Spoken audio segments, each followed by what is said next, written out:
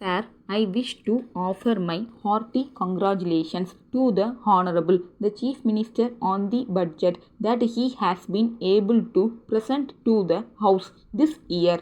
No doubt the budget has been presented in a lucid manner and the Honorable the Chief Minister has tried his best to see how the budget can be balanced with a small surplus.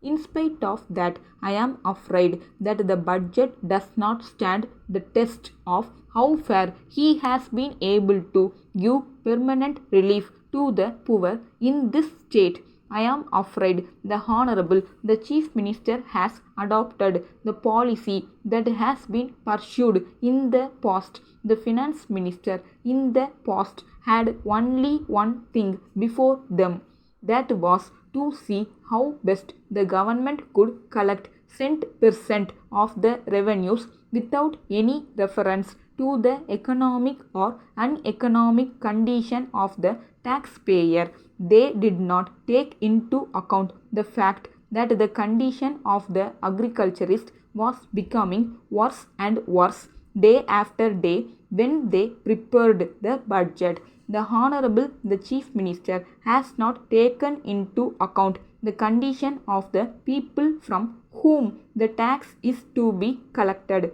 The Honorable the Chief Minister is responsible to this House like every other minister. The government have not taken into account the condition of the people in this state, namely whether they are in a position to pay the taxes or not.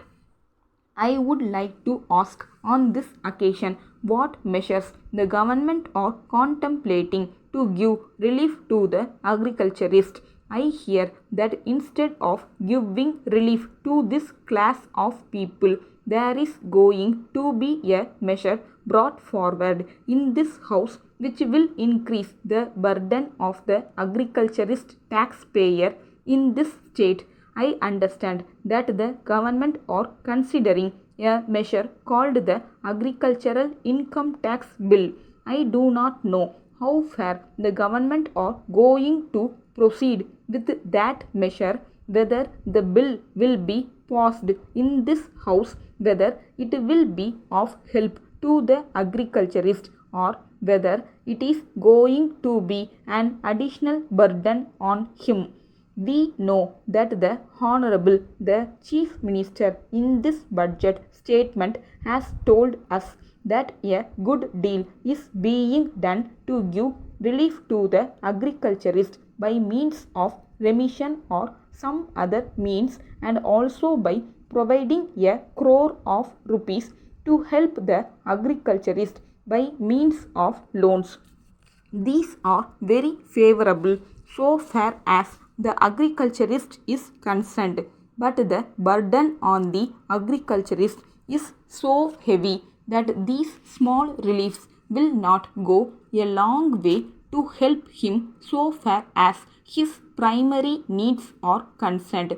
I therefore hope that the government will soon come forward with a measure which will regulate the land revenue in this state.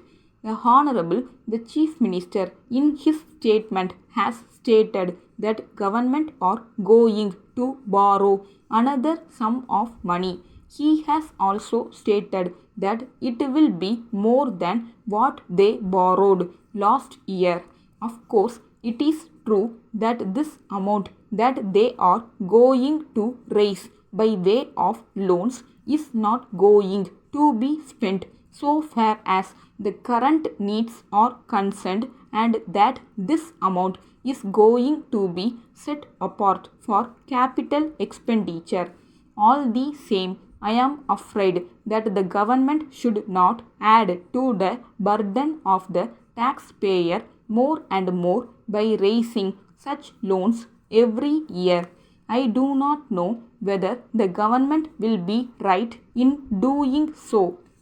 Letter from Balaji and Company, 3 Armenian Street, Madras, to Messrs. Sundaram and Company, Booksellers and Stationaries, 5 South Masi Street, Madurai. Dear Sirs, We thank you for your kind inquiry of the third instant. We are glad that you are interested in purchasing your requirements from us. So, we have taken special interest in giving you all the particulars that you are requiring in this connection. As you have desired, we are enclosing a list of the items of stationery that we usually supply to our customers. The prices mentioned, of course, will change from time to time, but for the present, we will be selling the items what you may require at the prices quoted in the list. We will be pleased also to sell the articles on credit basis if you are so interested, but of course we will prefer advance payment. We are making an exception in your favor on this occasion so that you may have the opportunity of knowing the quality of the articles that we supply. As we have stated in the list, we are supplying all varieties of notebooks that may be required by the students of schools and colleges. You will notice a special feature that the list includes also items of stationery that may be required in any office. Pencils and erasers of superior quality are supplied by us. We are sure that a trial will convince you. Yours faithfully.